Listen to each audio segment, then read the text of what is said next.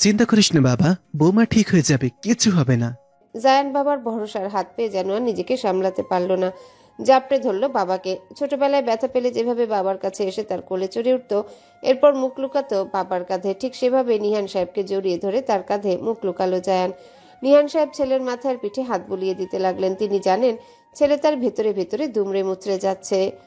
এতক্ষণ একটা ভরসাযোগ্য স্থান পাচ্ছিল না নিজের মনটা হালকা করার জন্য। বাবার সান্নিধ্যে এসে শক্ত ব্যক্তিত্বে জায়ান যেন ভেঙে পড়ল। নিহান সাহেব আর ঘাড়ে ভেজা ভেজা কিছু অনুভব করলেন। নিহান সাহেব বুঝতে পারলেন ছেলে তার কাছে। নিহান সাহেবেরও চোখ ভিজে উঠল। ভেজা কণ্ঠে তিনি বললেন, কাঁদিস না বাবা, আল্লাহকে ডাক। তার অনুমতি ছাড়া গাছের একটা পাতাও নড়ে না। তিনি যে ভালো মনে করবেন তাই হবে, একটু নিজেকে সামলা। জায়ান আর একটু শক্ত করে ধরল ওর বাবাকে। ছোটবেলায় কষ্ট পেলে যেভাবে বাবার কাছে সন্তানেরা নালিশ করে, ঠিক সেভাবেই বলে উঠল, আমার আরাবি কি ক্ষতি করেছে ওদের বাবা? ওরা কেন ওকে এত কষ্ট দিল? আমার চোখের সামনে ওরা আমার আরবির সাথে এমনটা করলো, আর আমি কিছুই করতে পারলাম না বাবা। আর আমাদের সন্তান, ও কি দোষ করেছে বাবা? বেচারা তো এখনো পৃথিবীর আলোও দেখতে পারলো না, এমনকি ঠিকভাবে কেউ ওর অস্তিত্বের কথাও জানতে পারলো না। ওকে কেন এত কষ্ট পেতে হলো? জানো বাবা, আমি বাবা হতে যাচ্ছি, এই কথাটা মেয়েটা বলার জন্য কেমন ছটফট করছিল। কত কষ্টে আমাকে এই কথাটা বলেছে জানো তুমি? আমি এইসব কিভাবে সহ্য করবো বাবা? আমার আরাবিকে আমার কাছে ফিরিয়ে দাও বাবা, আমার বাচ্চাটাকে আমার কাছে ফিরিয়ে দাও। আরাবিকে ছাড়া আমি বাঁচবো না বাবা, আমার নিঃশ্বাস আটকে আসছে। আমি কি করব বাবা? কি করলে আমার আরাবি ঠিক হয়ে যাবে? তুমি আমাকে বলো বাবা, বলো। কথাগুলো বলেই এবার ফুপিয়ে কেঁদে উঠল জায়ান।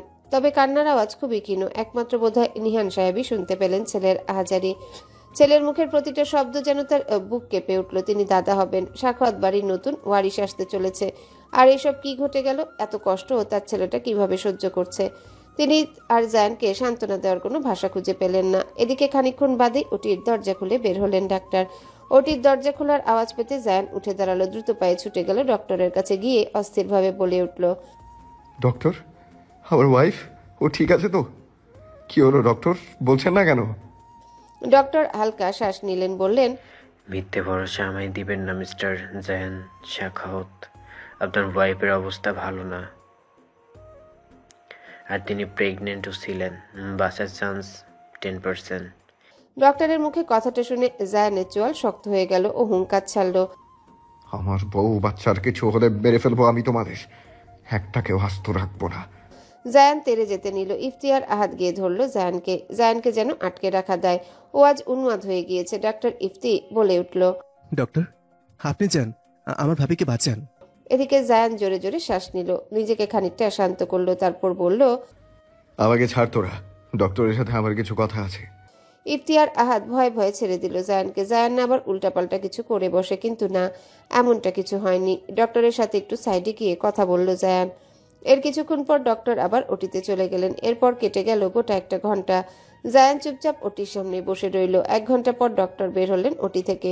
জায়ান এবার এগিয়ে গেল ডক্টরের কাছে। ওর আরাবি ভালো আছে, এই কথাটা শোনার জন্য যেন ওর কান আর মন দুটোই ব্যাকুল হয়ে উঠল। জায়ান শুকনো ঢোক গিলল, বলল, ডক্টর, আমার ওয়াইফ আর বাচ্চা ওরা ঠিক আছে তো? ডক্টর সবার দিকে তাকালেন। এরপর জায়ানের দিকে তাকিয়ে হতাশ কণ্ঠে বলে উঠল, we are extremely sorry mister Zayan Shakhawat. আমরা আপনার ওয়াইফ আর বাচ্চা কাউকেই বাঁচাতে পারিনি। আমাদের ক্ষমা করবেন আপনারা। আমরা আমাদের বেস্টটা ট্রাই করেছি, বাট পসিবল হয়নি। উনি অতিরিক্ত রক্তক্ষরণ হয়েছে, যার কারণে আমাদের পক্ষে আর সম্ভব হয়নি। আরাবি জানাজা পড়িয়ে ওকে কবর দেওয়াও শেষ। পুরো পরিবার যেন নিমিষেই নিঃশেষ হয়ে গিয়েছে। এমন পরিস্থিতি। ফাহিম একা হাতে ওর বাবার মাকে সামলাচ্ছে। কি থেকে কি হয়ে গেল। আদরের বোনটা যে এভাবে ওদের ছেড়ে চলে যাবে কোনোদিনও ভাবেনি। ফাহিম পুরুষ মানুষ, পুরুষ মানুষের নাকি কাঁদতে নেই। একে একে আরাবির সাথে কাটানো প্রতিটা মুহূর্ত মনে পড়ছে আরাবির। কদিন আগেও কথা মনে পড়ছে ফাহিমের। এই তো কদিন আগে ফাহিমকে সাখাওয়াত বাড়িতে আসার জন্য এত রিকোয়েস্ট করলো, কিন্তু ফাহিম আসেনি। আরাবিকে ওদের বাসায় আসতে বলে দিয়েছিল, মূলত নূরের সাথে যেন ফাহিমের দেখা না হয়। নূরের থেকে দূরত্ব বজায় রাখার জন্যই ফাহিম আর এই বাড়িমুখ হয়নি। এখন আফসোস হচ্ছে, সামান্য কিছু মিছে অনুভূতির কারণে বোনটাকে কষ্ট দিয়েছিল ফাহিম। মিছে অনুভূতি তো, নূর অন্য কারো বাগদত্তা, আর তার জন্য ওর মনে যে অনুভূতির সৃষ্টি হয়েছিল সেগুলো ফেলনা, কোনো দাম নেই সেই অনুভূতির। আজ এই কারণে আরাবির সাথে আর একটু বেশি সময় কাটাতে পারল না ফাহিম। বোনটা কত করে বলতো এসে একটু দেখা করে যেতে। ফাহিমের চোখ ভিজে ওঠে, তবুও নিজেকে সামলে নেয়। না, কাঁদলে হবে না, ওকে শক্ত হতে হবে। ফাহিম শুকনো ঠোক গিলল, তাকালো ওর মায়ের দিকে, যে নিস্তেজ হয়ে পড়ে আছে ওর বাহুতে। বাবারও একই অবস্থা, তিনি নির্জীব প্রায়। ফাহিম বাবা মায়ের এই করুণ অবস্থা দেখে ওর বুকটা হুহু করে উঠল, মনে মনে বলল, আরো আরো রে, দেখ আজ তুই আমাদের কোথায় এনে দাঁড় করালি বোন। তোকে ছাড়া আমাদের নিঃশ্বাস আটকে আসছে। আমার বিশ্বাস হচ্ছে না রারু, এই দুটো হাত দিয়ে তোকে ওই অন্ধকার মাটির ঘরে শুয়ে এসেছি। বাবা মাকে যে আমি সামলাতে পারছি না রারু। কেন চলে গেলি বোন, কেন?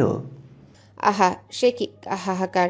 কিন্তু এই হাহাকার শোনার জন্য যে আরাবি নেই, নেই কোথাও ওর ছায়া। আরিফা এক জায়গায় দাঁড়িয়ে চুপচাপ অশ্রু বিসর্জন দিচ্ছে। প্রাণপ্রিয় বান্ধবী যে আর নেই, এটা মেনে নিতে পারছে না আলিফা। বুকটা যে বড্ড ব্যথা করছে। কত শত প্ল্যান করে রেখেছিল আজ কি করবে ওরা দুজন। এটাও বলেছিল ভীষণ বড় সারপ্রাইজ নাকি আছে ওর জন্যে। সেটা যে ও খালামুনি হতে যাচ্ছিল এটাই জানাতে চেয়েছিল আরাবি। সেটা আলিফা জানে। আলিফা দুহাতে মুখ চেপে ধরে হু হু করে কেঁদে উঠল এবার। ঠিক তখনই কাঁধে কারো হাতের ছোঁয়া পেতেই কেঁপে উঠল আলিফা। পিছনে ফিরে তাকিয়ে দেখে ইফতি, কোমল চোখে ওর দিকে তাকিয়ে। ইফতিকে দেখে এবার যেন আরো ভেঙে পড়ল আলিফা, দুহাতে জাপটে ধরল ইফতিকে। তারপর শব্দ করে কেঁদে উঠল, কাঁদতে কাঁদতে বলে উঠল, এটা কেন হলো ইফতি? বলতে পারেন? ও তো কারোর সাথে কোনো শত্রুতা আমি ছিল না ইফতি। ও তো অনেক ভালো একটা মেয়ে ছিল, কারোর সাথে উঁচু গলায় কথা বলতো না। তবে কেন ওকে মেরে ফেললো? আর ওই নিষ্পাপ বাচ্চাটা, ওর কি দোষ ছিল? মানুষ এত নিষ্ঠুর কেন ইফতি? ইফতি কি বলবে, কোনো ভাষা খুঁজে পাচ্ছে না। ভালোবাসার মানুষটাকে সান্ত্বনা দেওয়ার মতো কিছু নেই আজ ওর কাছে। ইফতি ব্যথাতুর ঠোক গিলল। আলিফার মাথায় হাত বুলিয়ে দিতে দিতে নিস্তেজ কণ্ঠে বলল, সব ঠিক হয়ে যাবে আলিফা, সব ঠিক আছে। পরিস্থিতি বদলাবে। যারা অন্যায় করেছে তাদের শাস্তি পেতে হবে, সে যেই হোক না কেন। আলিফা কাঁদতে লাগলো ইফতির বক্ষে মুখ গুজে। মায়ের মতো ভাবিকে হারিয়ে নূরের অবস্থাও খারাপ। বারবার আরাবি সেই রক্তে মাখা দেহটা চোখে ভাসছে নূরের। এই তো সকালেও তো কি সুন্দর দুজন হাসি খুশি ছিল। ও ফুপি হতে যাচ্ছে। খবরটা দেওয়ার সময় আরাবির চোখে মুখে অন্যরকম দীপ্তি ছড়াচ্ছিল। কি সুন্দর লাগছিল মেয়েটাকে। জায়ান যে বাবা হতে যাচ্ছে সেটা কিভাবে জানাবে জায়ানকে? কিন্তু এক নিমিষেই কেমন যেন সব অন্ধকারে তলিয়ে গেল। বাচ্চাটাও পৃথিবীর আলো দেখতে পেল না। মায়ের সাথে তাকেও দুনিয়া ছাড়তে হলো। ড্রয়িং রুমের কোনায় দেয়ালে পিঠ ঠেকিয়ে আছে নূর। এমন সময় সামনে এসে বসলো আহাদ।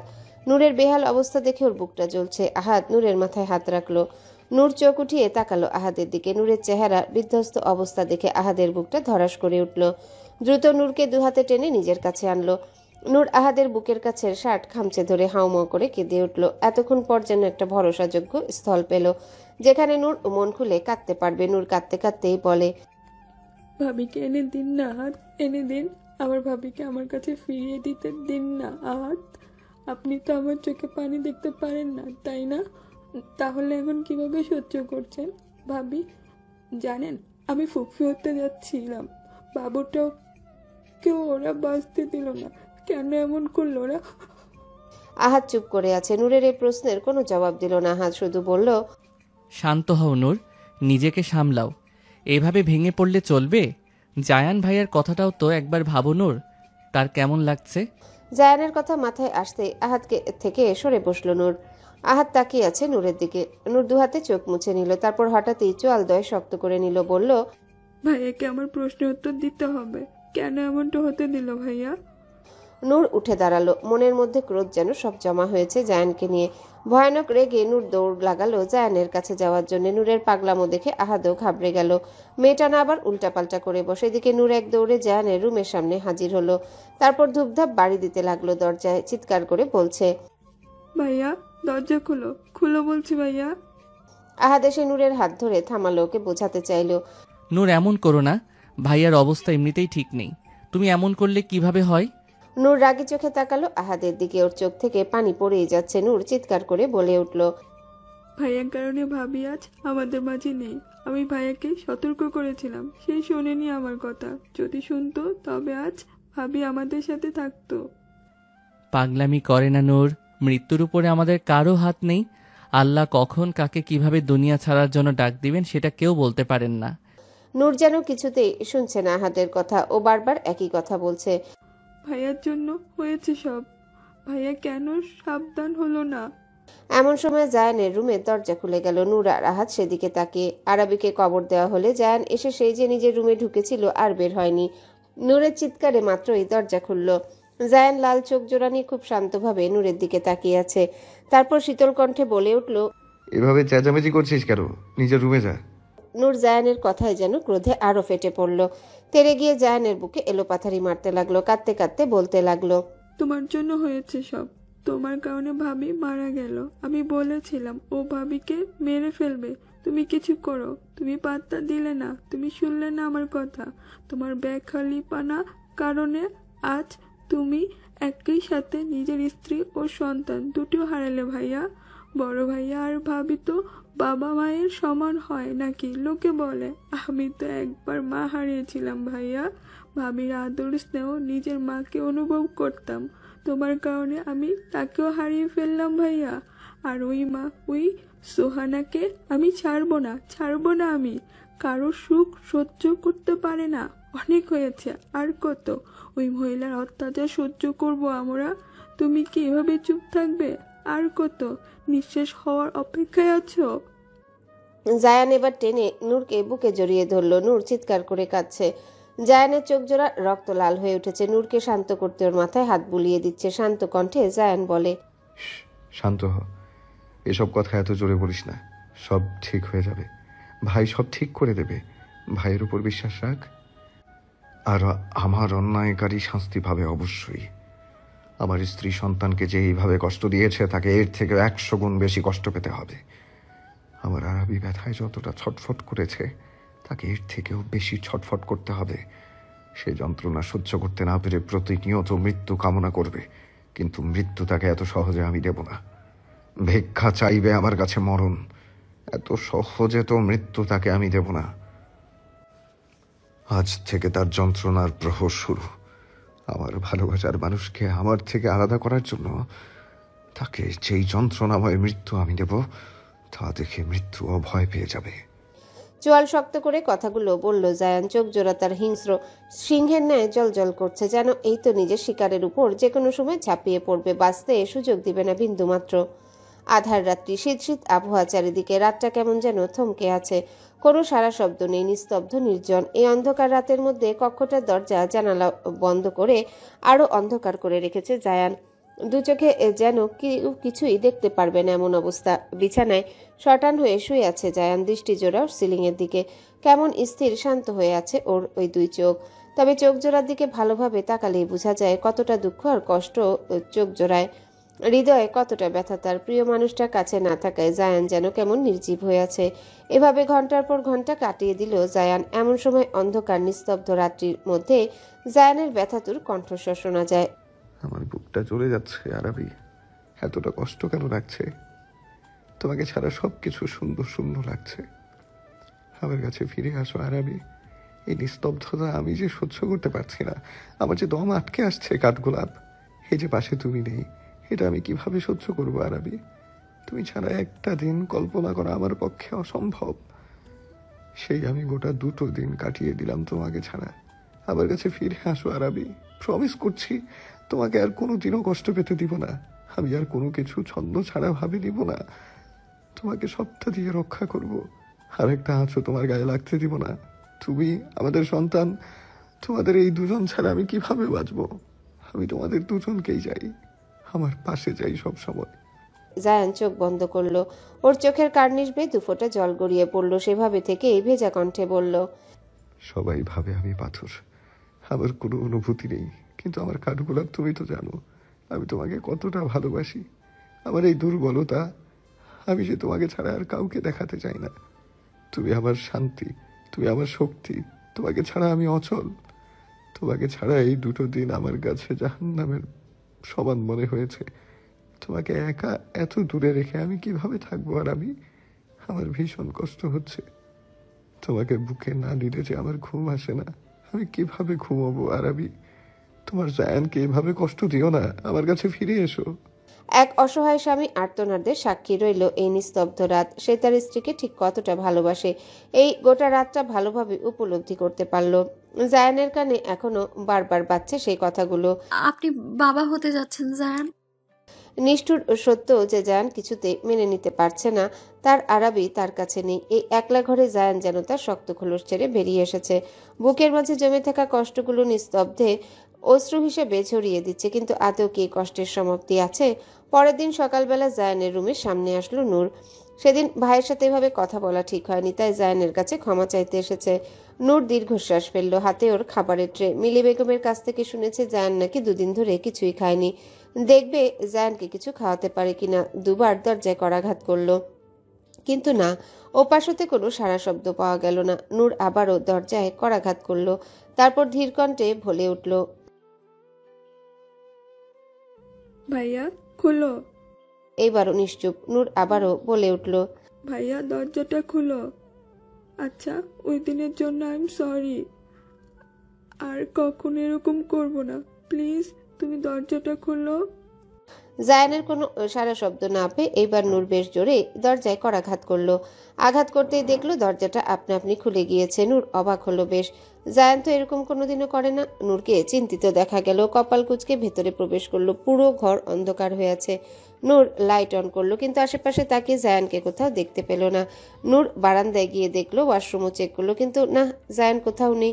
নূর অবাক হলো বেশ। হঠাৎ করে জায়ান কোথায় গেল? হঠাৎ নূরের চোখ যায় বিছানার সাথে লাগানো টেবিলটার দিকে। টেবিলটার উপরে কিছু খাম রাখা। নূর এগিয়ে গেল ওদিকে, খামগুলো হাতে নিল, তারপর খুলে দেখলো একটা ব্ল্যাঙ্ক চেক আর একটা খামে একটা চিঠি। চিঠিটা খুললো নূর, তারপর আস্তে ধীরে সেটা পড়া শুরু করলো। নূর, আমি জানি তুই আমার রুমে আসবি আর আমাকে চারদিকে খুঁজছিস, তবে আমাকে আর খুঁজে পাবি না। আমি এই শহর ছেড়ে চলে যাচ্ছি। কোথায় যাচ্ছি সেটা জেনে জানাতে পারলাম না, আমাকে ক্ষমা করিস। যেখানে আমার আরাবি আর আমার সন্তানের কোনো অস্তিত্ব নেই, সেখানে আমি কিভাবে থাকি বল? এই রুম, এই বাড়ি, সব কিছু আমাকে আরাবির কথা মনে করিয়ে দিচ্ছে। আমি থাকতে পারবো না এখানে বোন। আবার দম আটকে মরে যাব। আর কেউ না বুঝুক, তুই তো আমাকে বুঝিস বল। শোন, বাবাকে সামলে নিস, বলিস যে আমার জন্য চিন্তা করতে না, আমি একদম ঠিক আছি। আর হ্যাঁ, ওই চেকটা কাজে লাগাস, যে কোনো প্রয়োজনে ব্যবহার করবি। আমার জন্য তুই কোনো চিন্তা করিস না, সময় হলে আমি ফিরে আসবো। স্ত্রীকে বলিস অফিসটা ভালোভাবে সামলে নিতে। ভালো থাকিস বোন, তোর ভাই সাফওয়ান জায়ান শাহওয়াত। চিঠিটা পড়ে স্তব্ধ হয়ে গেল নূর। এটা কিভাবে হলো? তার ভাই এটা কিভাবে করতে পারে? এভাবে সবটা ছেড়ে চলে যেতে পারে কিভাবে? ওর ভাবির মৃত্যুর দুদিন পর সবটা মাঝপথে ফেলে কোনো কিছু না বলে চলে যাওয়াটা তার ভাইয়ের স্বভাবের সাথে কি যায়? নূরের চোখ ভিজে উঠল, দুফোঁটা অশ্রু গড়িয়ে পড়ল চোখ থেকে। নূর ভেজা কণ্ঠে বলে উঠল, তুমি আমার স্বার্থপর কিভাবে হলে ভাইয়া? গোটা পরিবারটাকে এভাবে শোকের মাঝে ফেলে চলে যেতে পারলে? ফিরে এসো ভাইয়া, ফিরে এসো, তোমাকে আমার আর বাবার খুব প্রয়োজন। নূর নিস্তব্ধে কাঁদতে লাগলো, তারপর ধীর পায়ে ওর কক্ষে চলে গেল। কেউ নেই ওর পাশে, কেউ নেই। বড্ড একা একা লাগছে নিজেকে। চারিদিক বিষাক্ত মনে হচ্ছে। এভাবে আর পরিবারটা এলোমেলো কেন হয়ে গেল? এমনটা হওয়ার তো কথা ছিল না। জায়ান বাড়ি ছেড়ে চলে গিয়েছে, খবরটা পুরো বাড়িতে ছড়িয়ে গেল। নিহান সাহেব অসুস্থ হয়ে পড়লেন এই খবর শুনে। ডাক্তার এসে তার চেক আপ করছে। একসাথে এত ধাক্কা তিনি সামলাতে পারেননি। বাড়িতে শোকের মাত্রা যেন দ্বিগুণ বেরিয়ে গেল। এদিকে জায়ানের গুম হয়ে যাওয়ার খবর শুনে সুহানা শাখওয়াতের অবস্থা প্রায় পাগল। এভাবে তো তার সব প্ল্যান ভেস্তে যেতে পারে না। এত প্ল্যানিং করে অতঃপর সাবধানে আরাবিকে শেষ করলো। যার জন্য এসব করা, সেই যদি না থাকে তাহলে কিভাবে হবে?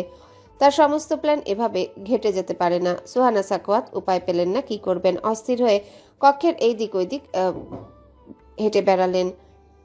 তারপর হুট করেই ফোন লাগালেন রাশেদ শেখের কাছে, কিন্তু সেও ফোন কল ধরছে না। সুহানা অস্থির হয়ে বলতে লাগলেন, কি করব? আমি কি করব? যে করে হোক জায়ানকে দেশে আনতে হবে, কিন্তু কিভাবে? ও কোথায় আছে তাই তো আমি জানি না। ধপ করে বিছানায় বসে পড়লেন সুহানা। দুহাতে নিজের চুল টেনে ধরলেন। চোখ বন্ধ করে কিছু একটা ভাবছেন তিনি।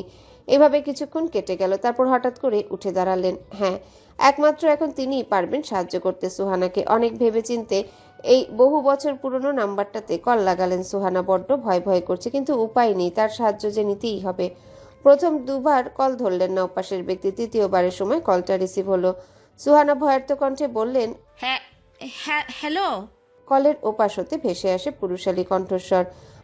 কি চাই শর্টকাটে কথা শেষ করো। আমি জানি অকারণে কল করার মানুষ তুমি না। মানুষটার গলার আওয়াজ শুনতে পেয়ে ভয়ে কেঁপে উঠল সুহানা। তাড়াহুড়ো করে মানুষটাকে কল করে কি বড্ড ভুল করে ফেললো? আসলে হয়েছে কি, জায়ান বাড়ি ছেড়ে চলে গিয়েছে। থেমে থেমে বলল সুহানা সাখওয়াত। অবিরত ঘামছে সে।